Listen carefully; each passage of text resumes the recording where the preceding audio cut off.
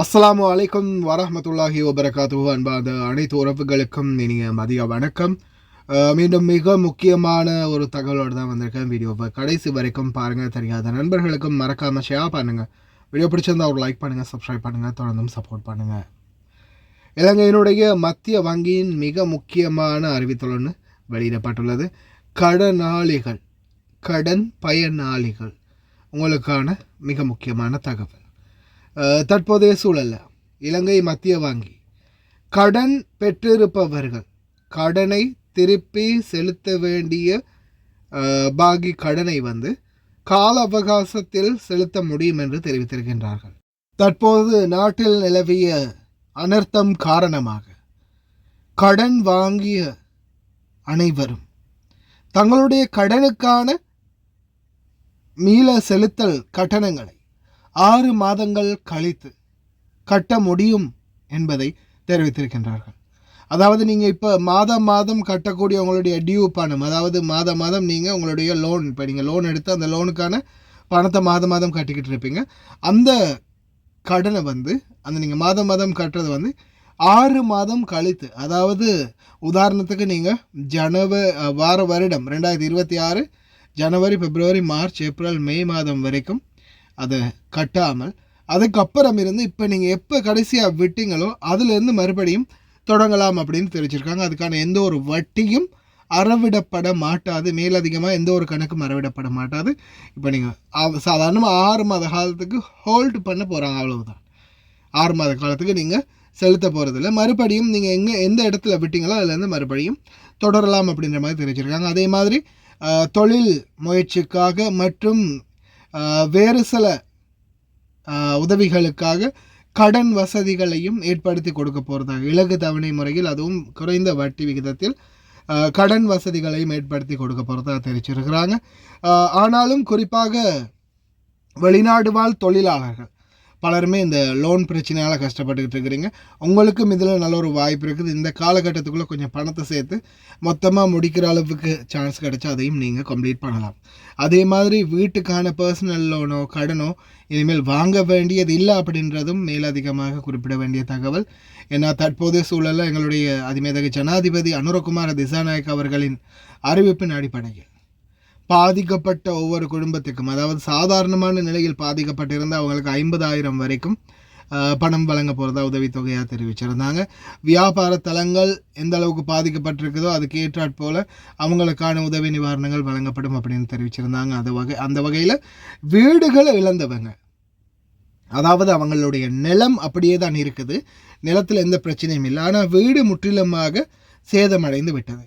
அது அவங்களுடைய வீடு பல கோடி பெறுமதியான வீடாகவும் இருக்கலாம், பனை ஓலை தென்னை ஓலையால் கட்டின ஒரு ஓலை குடிசையாக கூட இருக்கலாம். எது எப்படியோ 50 லட்சம் ரூபாய் வீட்டுக்கான கொடுப்பனவு அப்படின்றது ஜனாதிபதி அவர்கள் தெரிவிச்சிருந்தார். அதே போல் ஒருவேளை வீடு நீங்கள் கட்டிட்டீங்க, ஆனால் கட்டின வீடும் இல்லை நிலமும் இல்லை. உதாரணத்துக்கு மலையக பகுதிகளில் எடுத்துக்கோன்னா, இப்போ மலை ஓரங்களில் ஒவ்வொரு மலையடி வாரங்கள் இந்த மாதிரி இடங்களில் கட்டின வீடுகள் அந்த இடத்துல இருந்த வீடும் இல்லை, மண் சரிவால் வீடும் இல்லை, நிலமும் இல்லாமல் போயிடுச்சு. அப்படியான நிலைமையில் இருக்கிறவங்களுக்கு சாதாரணமாக 50 லட்சம் ரூபாய் வீட்டுக்கும் 50 லட்சம் ரூபாய் நிலத்துக்குமாக, அதாவது 1 கோடி ரூபாய் வழங்குவதாக தெரிவிச்சிருக்கிறாங்க. அதாவது இடத்துக்கு 50 லட்சம், வீட்டுக்கு 50 லட்சமாக 1 கோடி ரூபாய் வழங்க போகிறாங்க.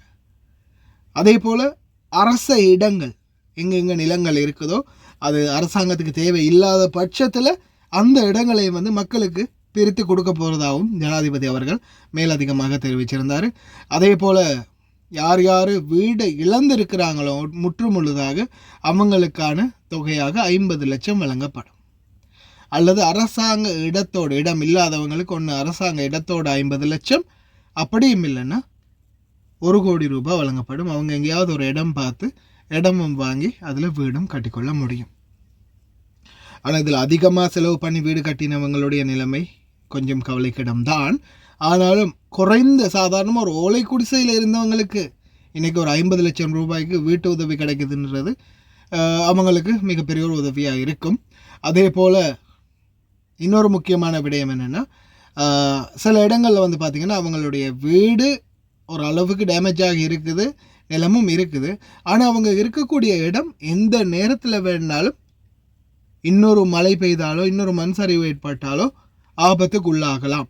அப்படியான இடங்களில் இருக்கிறவங்களுக்கும் அவங்களுக்குரிய மாற்று ஏற்பாடுகளையும் அரசாங்கம் செய்து கொடுக்க போகிறதாக தெரிவிச்சிருக்கிறாங்க.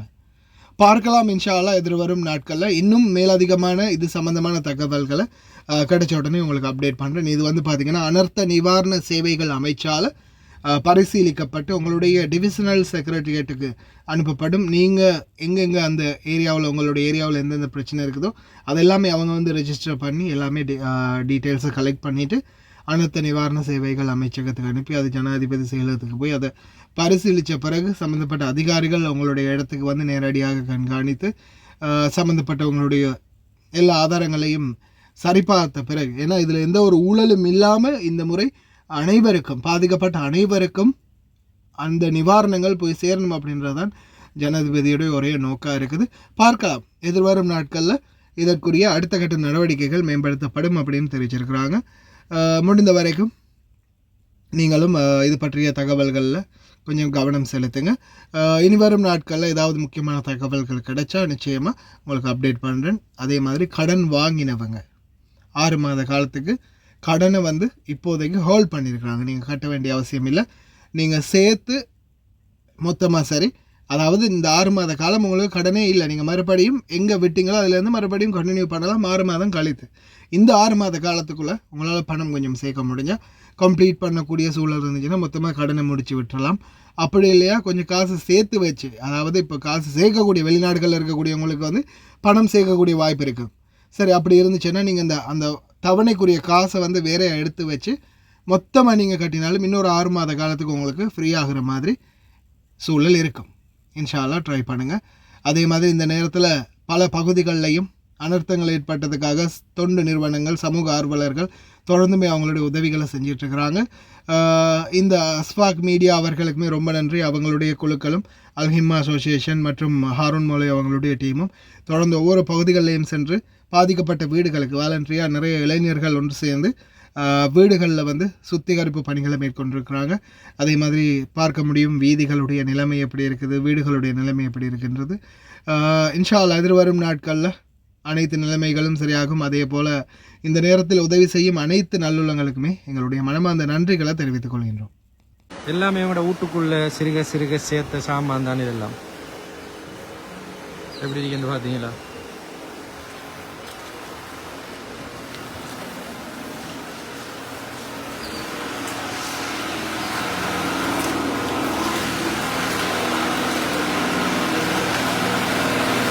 வேலை செஞ்சுட்டு